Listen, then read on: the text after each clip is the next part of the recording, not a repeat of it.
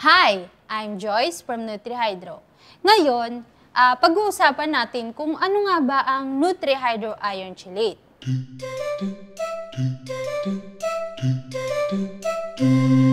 Ang iron chelate ay isang uri ng supplemental iron na dinisenyo para sa madaling pagsipsip ng inyong mga halaman.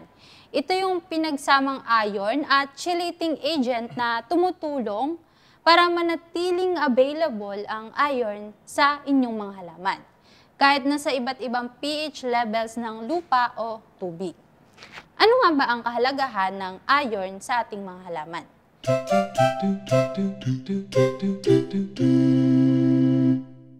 Mahalaga ang iron sa proseso ng photosynthesis at para sa paggawa ng chlorophyll. Ang kakulangan ng iron ay maaari palang makadulot ng chlorosis, kung saan ang mga dahon ay nagiging dilaw o maputla. Ano naman ang sintomas ng iron deficiency? Kung mapapansin ninyo ang yellowing o pagiging maputla ng mga dahon, lalo na sa mga bagong dahon, maaaring magkaroon ng stunted growth o hindi wastong paglaki ng halaman. Then, paano naman ang paggamit ng NutriHydro Iron Chelate?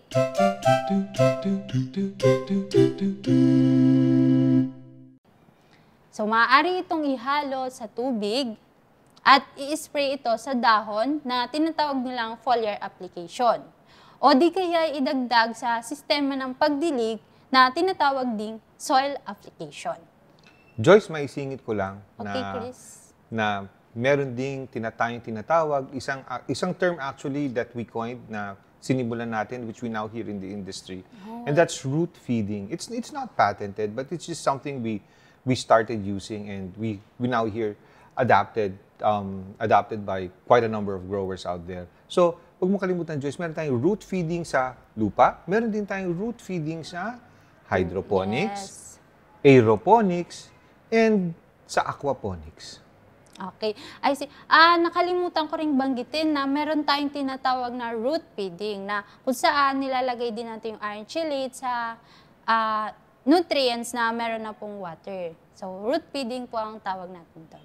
So, ito yung isang kailangang tandaan natin.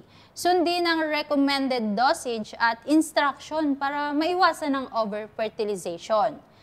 Then, ano nga ba ang timing at dalas ng application ng iron chelate?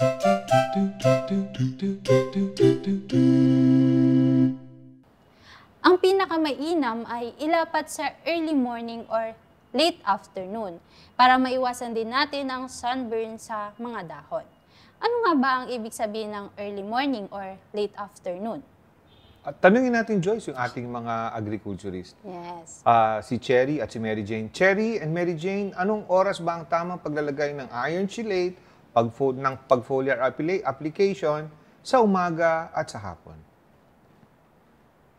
5 a.m. to 7 a.m.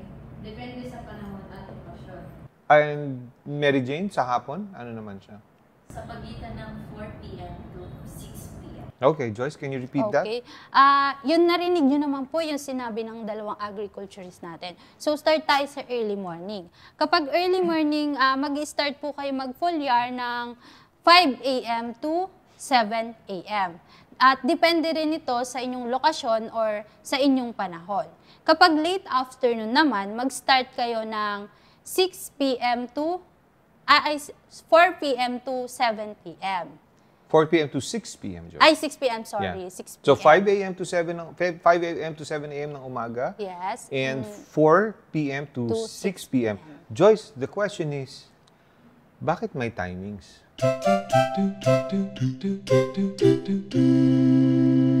So, kaya meron tayong time for foliar dahil dito bumubukas ang stomata ng ating mga halaman. So, makukuha niya yung tamang nutrients kapag tinugma mo din yung oras sa inyong pag-foliar.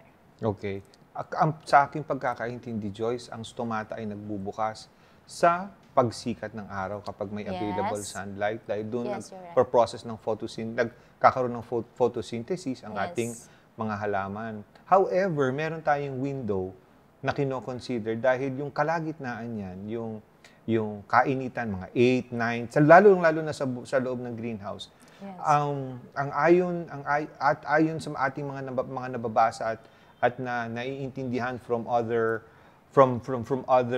very experienced growers ay nagsasarado ang stomata dahil mainit. Yes, Mainit during sa panahon na yan, sa mga oras na yan. Kanya it was kung ang information available ngayon sa growing community is 5 a.m. to 7 a.m. Bukas ang stomata sa umaga at sa hapon naman between 4 to 6 p.m. Okay. Yes, so yun na intindihan nyo naman kung ano ang early morning at late afternoon kapag nagpo-foliar. Then, meron pa tayong isang kailangan tandaan na regular na monitoring at application po ang gagawin natin at iayon po natin sa pangangailangan ng ating halaman. So, paano naman natin ngayon iiwasan ng iron toxicity?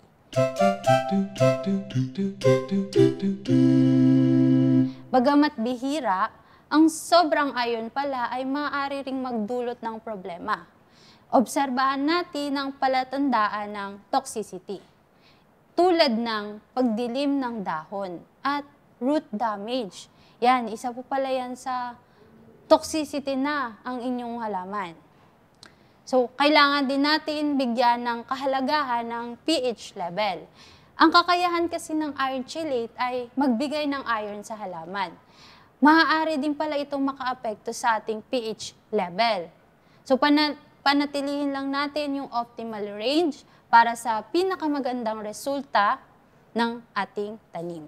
Maigi rin, Joyce, na we suggest sa growing community pag ginagamit nila ang iron chelate ni NutriHydro na nasundin nila ang instruction sa label. Lalong-lalo na kung nasa mga unang panahon o unang beses nyo ginagamit ng growers ang ating iron chelate. Yes. Ngayon, sundin muna ang nasa label kung gusto nilang pasobrahan ang gamit nila or they believe that a potent or more concentrated or higher levels of iron is needed. Yes. Bago sila maggamit sa buong system nila, kinakailangan mag-trial muna. Mag-trial ng maliit, ng kaunti. Doon nila subukan. Sa gayong paraan, kung sobra man ang iron na kanilang gagamitin, ay makikita muna nila sa mas maliit na numero o bilang ng mga lettuce heads. At kung masira man, ay hindi sa pangkalahatan. Okay. No? So, importante, bago mag-change or paltan or hindi sumunod o ibahin ang dosage, sundin muna ang nasa label, matapos niyan, mag-trial, bago gamitin sa buong sistema. Yes. So, yun yung kailangan yung tandaan. So, tandaan nyo din na ang balanse ng nutrisyon ay napakahalaga. So, kasama ang iron. So, dapat din natin bigyan ng pansin ng iba pang mahahalagang nutrients. So, ang pagsasama ng iron chelate sa ibang NutriHydro products ay maaari ba? So, actually, yes, maaari itong isama sa iba pang NutriHydro products para sa komprehensibong nutrisyon ng inyong halaman.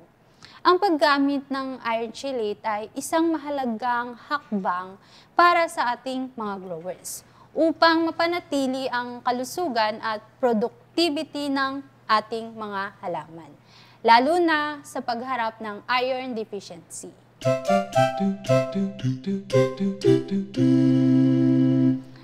So ngayon, dahil na-excite ako ngayong episode, magkakaroon tayo ng promo. Every purchase of 1 liter of iron chelate, magkakaroon tayo ng free Julia na bare seeds at meron siyang 100 pieces. So kung order ka ng 1 liter, magkakaroon ka na ng free Julia 100 pieces. Joyce, wala ka naman nung, but wait, there's more. Okay. Paano yung 4 liters? Paano yung 4 liters? So, but wait, there's more. Kung umorder ka ng 4 liters, syempre magkakaroon ka ng 400 pieces of Julia. So, ipakita namin sa inyo kung ano ba ang itsura ng Julia. Meron kasi kaming tanim dito. Joyce, bago tayo pumunta, sige, pakikuha na. So, I just want to make things clear. For every 1 liter, Yes. 100 Julia seeds. Yes, tama. Okay. So, kung 2 liters ang kunin nila, 200. Kung 4 liters, yung nasa galon, 400. 400. I see. Yes. Madami yun, Joyce, ha? Yes. Yan ay sapat na sa pagkaraming tanim. So, ayan pala ang Julia. So, ito yung Julia. But wait, let's introduce Let's Mary Jane. Mary Jane. Mary Jane. Yes. Hi, Mary Jane. Si Mary Jane po ay ating agriculturist na Yes. graduate sa Surigao State University. Siya po ay isang scholar ng bayan at dalubhasa sa agrikultura. Andi dito si Mary Jane sa NutriHydro to share with us, to work with us, and share what she's learned and develop her knowledge and share it again with our growers. He will be available sa ating mga next generation of growers sa ating community. Yan ba yung Julia? So, ayan yung Julia. Napakaganda ng roots niya, oh. Mary Jane, para po sa kaalaman ng lahat, Joyce, ano yung petsa natin na ninalagay dyan? Date of germination ba yan or date of sowing? So, actually, si Mary Jane po yung nagtanim nito. So, Mary Jane, ano ba yung ginamit natin dito sa tanim? Day of sowing or day of... Ito po ay date of sowing, which Okay. is October 20. At Okay. ito po ay 30 days na. So, ang log phase natin is 20 days. So, 35 minus 20 is equal to 15 days. 15 days pa po ito. So 15 days pa lang yan sa vegetative. Sa vegetative Yes. phase, no? Oh, I see. Yan. I see. So Napakaganda ng daon niya. 35 days from sowing. Actually, to be honest with you, I'm very happy with that size. Yes. Sa makatwid, 15 araw pa lang yan sa vegetative, ganyan na. Ganyan na siya Yeah. kalaki. So, may ilalaki pa siya. Yeah, how's the roots? So, yan yung roots niya, oh, napakaputi and napaka-healthy. Okay. Yeah. It's very nice. It's very nice. It's very healthy also, no? Okay, so that is Julia. Julia. Wow.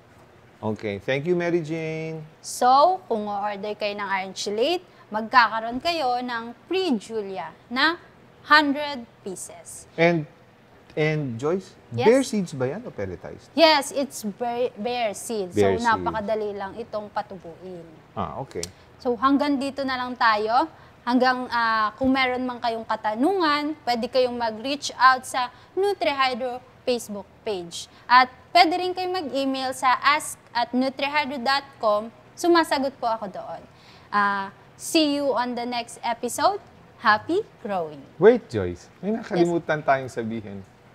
Kailan ang simula ng promo ng Free sorry. Julia sa Iron Chili? So, paano pala kayo order kung di pala sinabi yung date? Okay. So, ito yung date ng simula ng pre natin. So, sobra kasi ako na-excite. So, ito yung date ng ating promo for Iron Chelate. Simula tomorrow. So, November 25. Ang tapos nito ay hanggang December 2. Yan. December 2 or December 5? Oh, so, December 5. Then November 25 yes, to December 5. December 5. Okay. So, ipopost din naman namin siya sa Facebook page, sa NutriHydro Facebook page. Pwede rin po kayong, makikita nyo po lahat ng mechanics po doon. Joyce, maidagdag ko lamang. Yes. Ang Free Julia ay available lamang sa tindahan ng NutriHydro. NutriHydro. Yan ay sa Lazada at sa Shopee Shopee. page, sa Shopee, na tindahan mismo ng NutriHydro. NutriHydro sa official store. Yes. Okay, Joyce, have a Okay, see you on the next episode. Happy growing!